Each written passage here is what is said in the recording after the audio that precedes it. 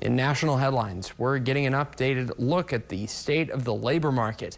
Newly released private data shows a sharp spike in job losses. This follows Democratic wins in Tuesday's election as the economy remains voters' top concern. National correspondent Atra El-Nashar has a closer look at the numbers. There are flashing red warning signs for the job market, as last month was the worst October for layoffs in 22 years. According to new data from the outplacement firm Challenger Gray & Christmas, in October, U.S. employers announced more than 153,000 job cuts.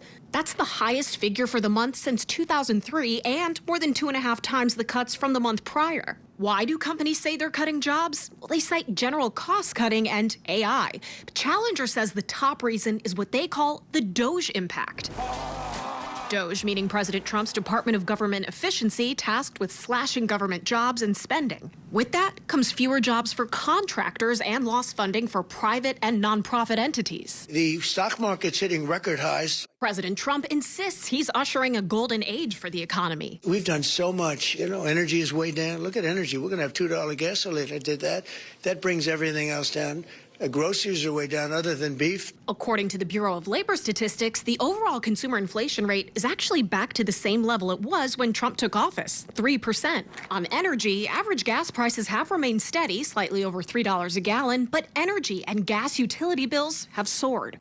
After sweeping Democratic victories in Tuesday's election, the president says Republicans are not communicating with voters. It's no good if we do a great job and you don't talk about it.